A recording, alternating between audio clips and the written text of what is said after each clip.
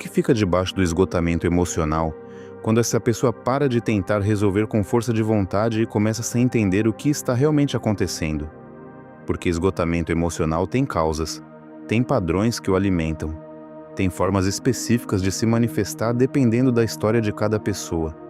E tem um caminho de saída que é real, mas que só funciona quando a direção está certa.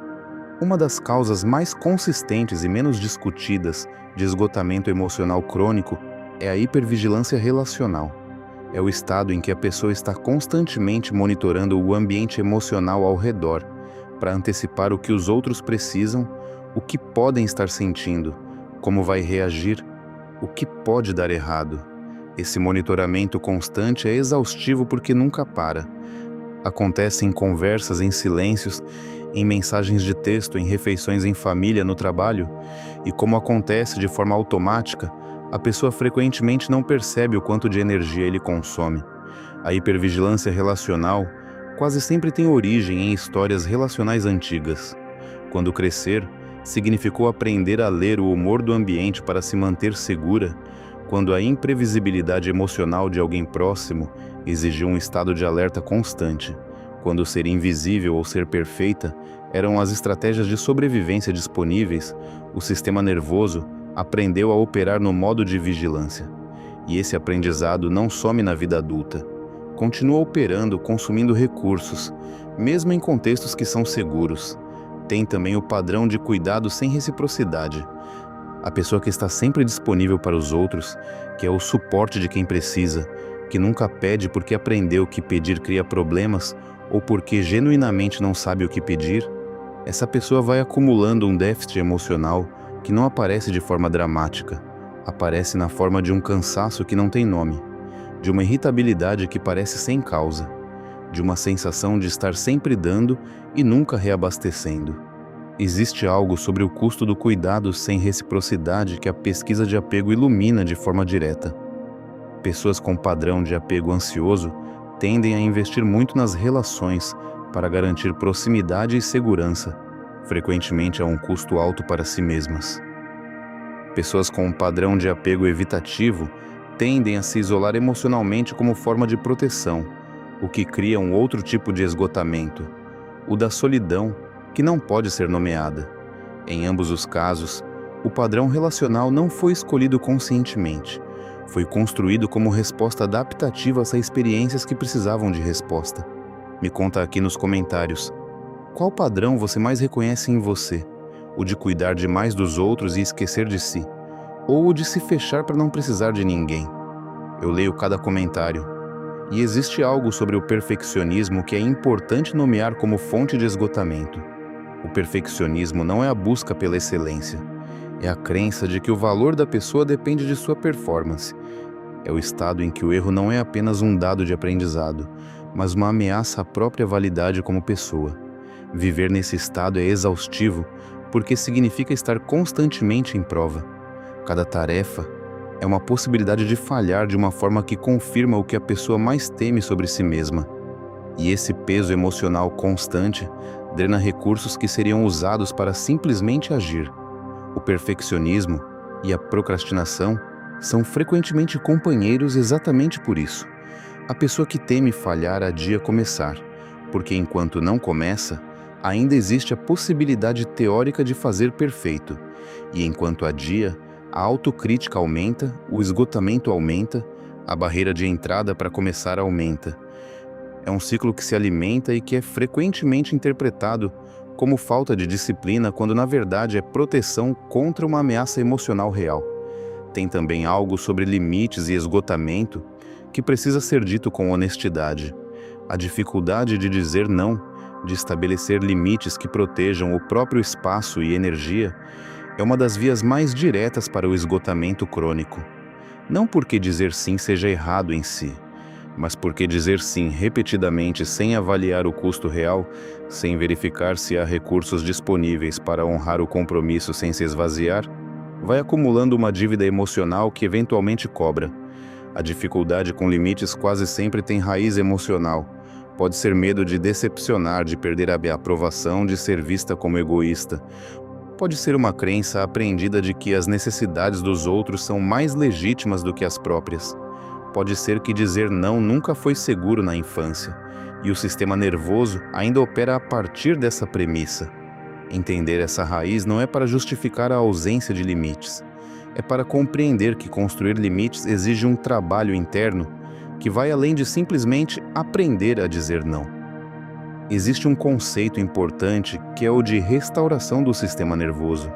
Diferente de descanso passivo, a restauração ativa envolve práticas específicas que ativam o sistema nervoso parasimpático, o ramo que regula o estado de repouso e recuperação.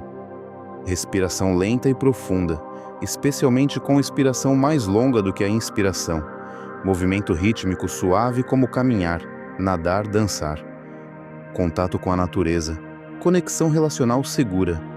Essas práticas não são luxos. São intervenções fisiológicas diretas no estado do sistema nervoso. E existe algo sobre a qualidade da atenção que muda quando a pessoa começa a se recuperar do esgotamento emocional, que é importante nomear como horizonte. Quando o teu sistema nervoso começa a sair do modo de conservação, a percepção muda. As cores ficam mais vivas. O prazer retorna às coisas simples. A capacidade de estar presente numa conversa sem parte da mente em outro lugar aumenta. A criatividade, que é uma das primeiras coisas a sumir no esgotamento, começa a aparecer de novo, e com ela, a sensação de que é possível, de que ainda tem algo por vir. A disciplina que a pessoa buscava não sumiu. Estava embaixo do esgotamento, esperando. Não como qualidade de caráter que precisa ser desenvolvida com mais esforço, mas como capacidade que retorna naturalmente quando o sistema tem os recursos de que precisa para operar. Tratar o esgotamento cria a condição em que a disciplina se torna possível de novo, não o contrário. Existe uma distinção importante entre recuperação e distração que muda completamente o que é feito no tempo livre. Distração é quando a pessoa está esgotada e preenche o tempo com algo que não exige, mas também não restaura. A série, o scroll infinito, a conversa superficial. Não há nada de errado com esses recursos eventualmente, mas quando são a única forma de lidar com o esgotamento, eles funcionam como anestesia, aliviam temporariamente sem tratar. Recuperação é diferente. É quando a pessoa cria ativamente as condições para que o sistema nervoso restaure, e isso exige intenção. A pesquisa sobre regulação do sistema nervoso identifica práticas específicas que ativam o ramo parasimpático de forma consistente. A respiração é a mais direta. Expirar mais lentamente do que inspira envia um sinal direto ao nervo vago de que o perigo passou e é seguro relaxar. O movimento rítmico, como caminhar num ritmo constante, nadar, dançar, tem efeito regulatório similar. O contato visual prolongado com alguém de confiança, o contato físico seguro, o canto e o humming, que vibram o nervo vago diretamente. Nenhuma dessas práticas é misteriosa. Todas têm base fisiológica clara. Tem algo sobre essa natureza e o sistema nervoso que merece atenção específica. A pesquisa de Rachel e Stephen Kaplan sobre restauração da atenção mostra que ambientes naturais restauram a capacidade de atenção de forma que ambientes urbanos não conseguem.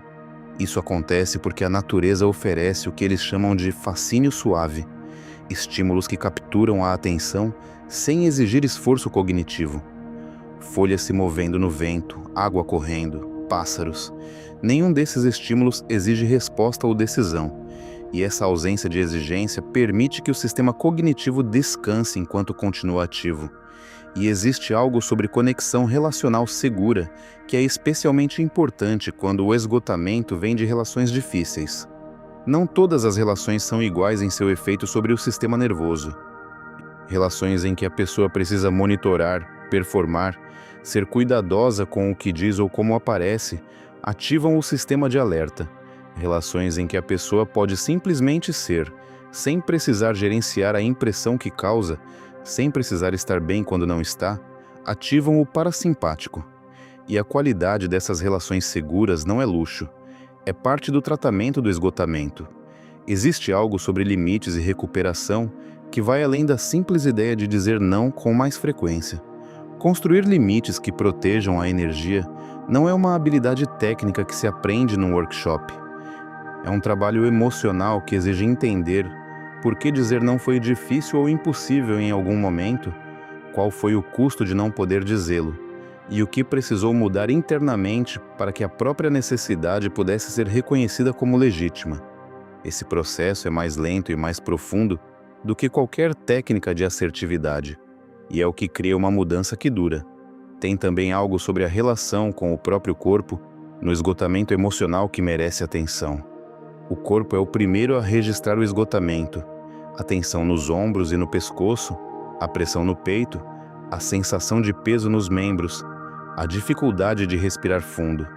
E, frequentemente, a pessoa está tão acostumada a ignorar esses sinais que nem os percebe mais conscientemente. Reconectar com o que o corpo está comunicando, não para eliminar as sensações, mas para ouvi-las como informação, é uma forma de começar a se tratar como alguém que merece ser ouvida.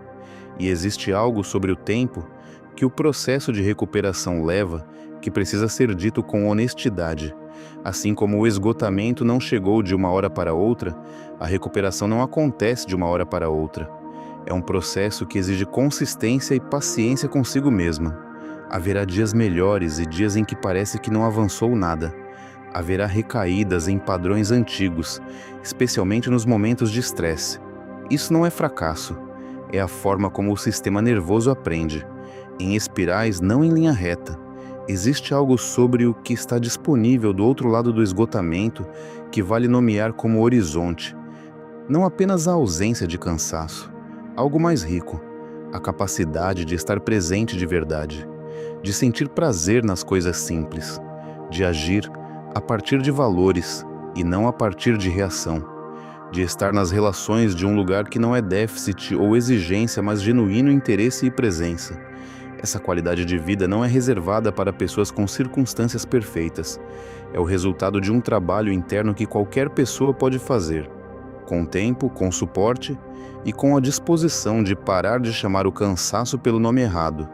A disciplina que a pessoa busca não desapareceu. Estava embaixo do esgotamento, esperando as condições para emergir. E as condições não são mais pressão, são mais cuidado, mais compreensão, mais honestidade sobre o que está realmente acontecendo. Quando o sistema tem os recursos de que precisa, quando o esgotamento foi tratado e não apenas gerenciado, quando a pessoa se relaciona consigo mesma a partir de um lugar de respeito e não de exigência, a capacidade de agir retorna, não como conquista de força de vontade, como resultado natural de um sistema que foi cuidado. Tem algo sobre o que acontece nas relações quando a pessoa começa a se recuperar do esgotamento emocional que vale nomear. À medida que o sistema nervoso vai restaurando, a qualidade da presença nas relações muda. A pessoa começa a conseguir ouvir sem precisar resolver. Começar a conseguir estar com o outro sem perder a si mesma. Começar a conseguir discordar sem sentir que está arriscando a minha relação. Essas mudanças não são dramáticas, são sutis, mas têm um efeito real na qualidade de vida relacional que se torna disponível. Existe algo sobre o papel da psicoterapia no tratamento do esgotamento emocional que merece ser nomeado sem rodeios. Quando o esgotamento tem raízes em padrões emocionais antigos, quando vem de histórias relacionais que deixaram marcas no sistema nervoso, quando os padrões que drenam foram construídos antes de a pessoa ter palavras para eles, a terapia com um profissional qualificado é uma das ferramentas mais eficazes disponíveis. Não porque a pessoa seja fraca ou incapaz, mas porque alguns trabalhos são mais eficazes com apoio especializado. Pedir ajuda é uma forma de cuidado, não de rendição. Há algo sobre o que muda na relação com o trabalho e a produtividade quando o esgotamento é tratado adequadamente. Quando o sistema nervoso está restaurado, trabalhar não parece mais um peso que se carrega, mas algo que se faz a partir de recursos genuínos. A criatividade retorna, a capacidade de resolver problemas melhora, a tolerância ao desconforto necessário para crescer aumenta, não porque a pessoa se tornou magicamente mais disciplinada, mas porque agora há recursos disponíveis para a disciplina operar. Ela estava lá o tempo todo. O esgotamento é que estava na frente. Existe algo sobre a autocompaixão no processo de recuperação que é frequentemente mal compreendido. A autocompaixão não é ser condescendente consigo mesma, não é reduzir padrões, não é aceitar qualquer comportamento como válido. É aplicar a si mesma o mesmo tipo de cuidado que se aplicaria a um amigo querido que está passando por algo difícil, com honestidade sobre o que está acontecendo, com gentileza com o estado em que se encontra, e com encorajamento para seguir em frente a partir desse estado, não a partir de onde deveria estar. E tem algo sobre a pergunta que muda tudo que é importante dizer claramente. A pergunta que gera mais esgotamento é: o que eu deveria estar fazendo que não estou fazendo? Ela cria culpa, comparação e mais exigência sobre um sistema que já está sobrecarregado. A pergunta que abre possibilidade é diferente. O que eu preciso agora para conseguir funcionar de uma forma que faça sentido para mim? Essa pergunta parte do estado real, não do estado ideal. Ela convida cuidado em vez de julgamento. E cuidado é o que o esgotamento precisa para começar a ceder. Há algo sobre o que significa construir um ritmo sustentável, que vai além de organizar uma agenda. Um ritmo sustentável inclui ciclos de esforço e recuperação, de exigência e de espaço, de estar disponível para os outros e de estar disponível para si mesma. Inclui atividades que têm sentido e que reabastecam, não apenas as que precisam ser feitas. Inclui relações que nutrem, não apenas as que exigem. E inclui uma honestidade constante sobre o estado interno, sem esperar que o sistema entre em colapso para reconhecer que os limites foram ultrapassados. Existe algo sobre o papel da gratidão no processo de recuperação que pode ser mal compreendido. Não a gratidão performática forçada sobre estados difíceis para fingir que não existem, mas a gratidão genuína que emerge naturalmente quando o sistema começa a sair do esgotamento. A percepção de que há coisas que existem e que têm valor, antes invisíveis porque o filtro do esgotamento as apagava. Essa gratidão não é uma técnica a ser praticada, é uma consequência da recuperação.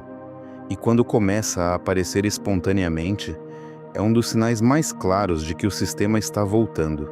E tem algo sobre o que está disponível do outro lado do esgotamento emocional que vale nomear como horizonte real, não como promessa abstrata.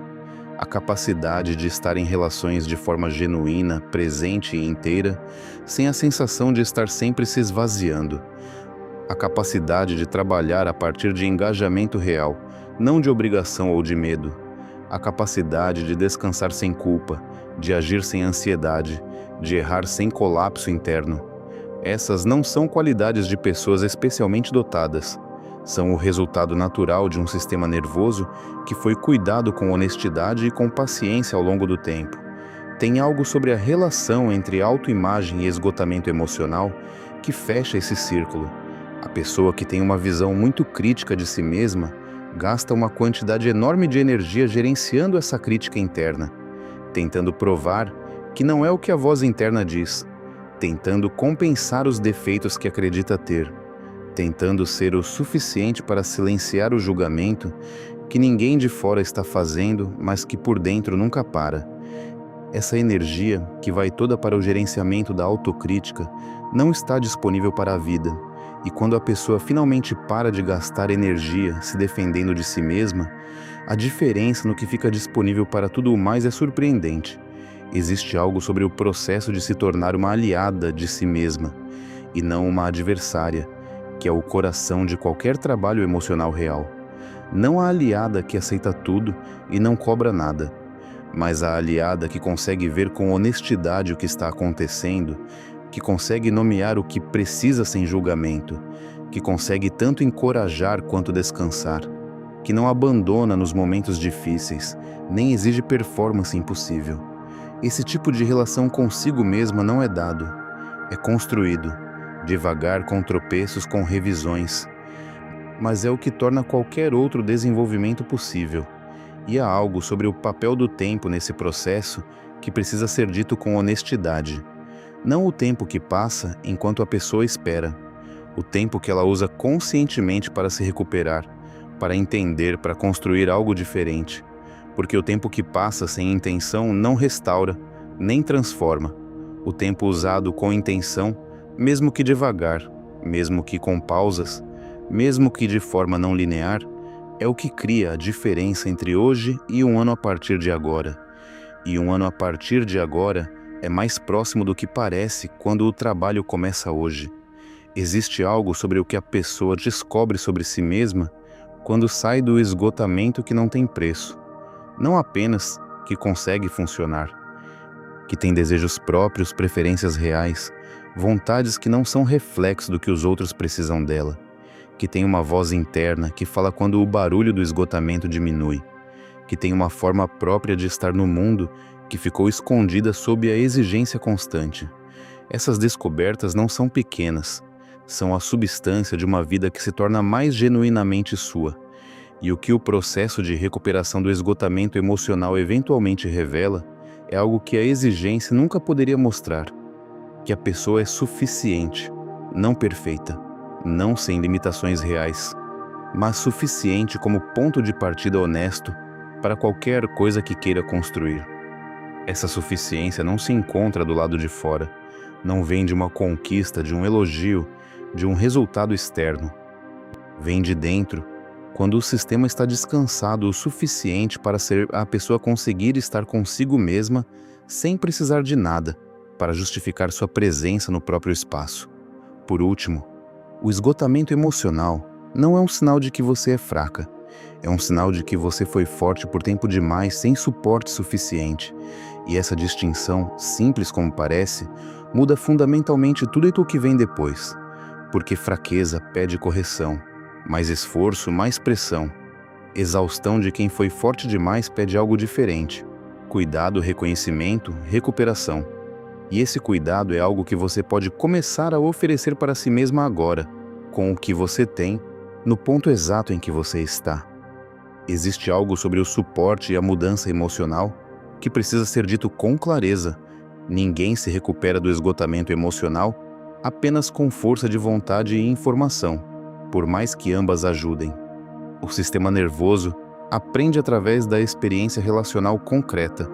Isso significa que parte essencial da recuperação acontece em relação com um terapeuta que oferece presença segura e consistente, com uma comunidade que acolhe sem julgar, com práticas que envolvem o corpo e não apenas a mente, com espaços onde a pessoa pode ser como está sem precisar de explicação ou de desempenho. Buscar esse tipo de suporte não é fraqueza, é a forma mais inteligente e mais honesta de usar os recursos que estão disponíveis.